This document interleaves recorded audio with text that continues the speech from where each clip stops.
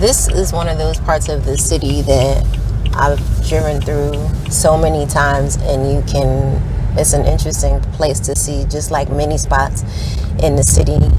You can get to a point where there's almost a physical line of demarcation between people that are living very different kinds of lives right in the same place, practically next door or on the next block from one another. Just completely different experiences. And you never have to go very far before you can take note.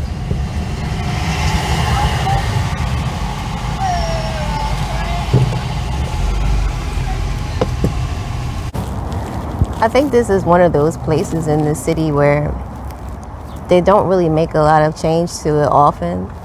But I think it's not only because it's transportation infrastructure, but also because it's just a really solid divider a lot of times between groups of people who are living two quite different lives right adjacent to each other.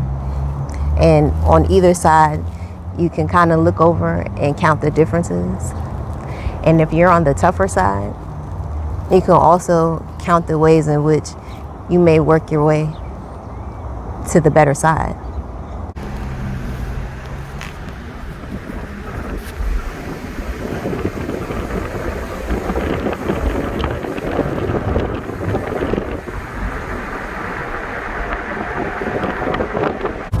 So this is a place behind me that's quite noticeably different, here at the corner of 16th and Montgomery Avenues.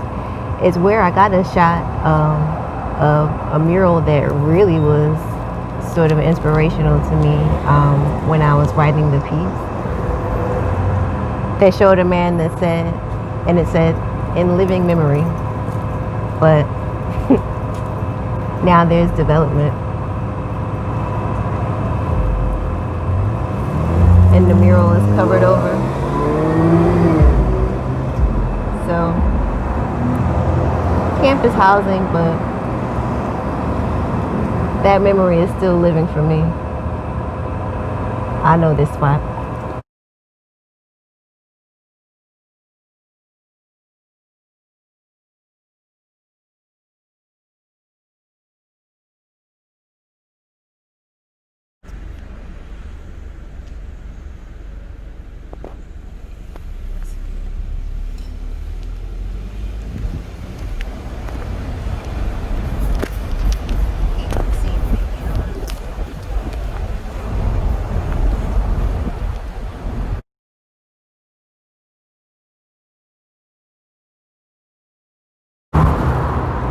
Give to the earth, and the earth will give to you. I definitely drew a lot of inspiration and curiosity from the messages that I found in places like this around the city. I wondered about what made people choose the place to write them where they did. What made them choose the words? What were they dealing with, thinking about, counting up or counting through?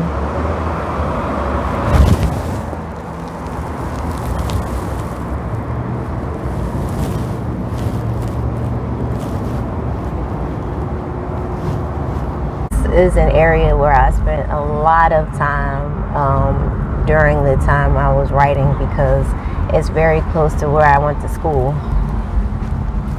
It was the inspiration for a lot of what I captured on camera, and then what I captured in the thoughts that really made up a great deal of the text in the book.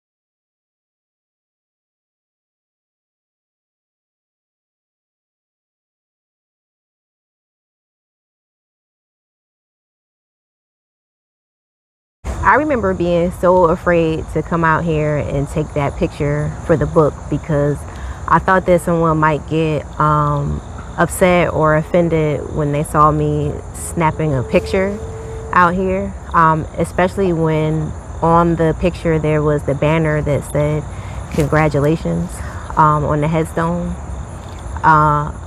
Quite the irony, I thought at the time, but I realized it really is too quite ironic that when you think about cemeteries or memorials and funerals, it really is ironic too that we wait for a person's death before we celebrate their lives. And so with the story of the Strawberry Mansion Man, this was his goal. And so maybe it really isn't so ironic to celebrate death.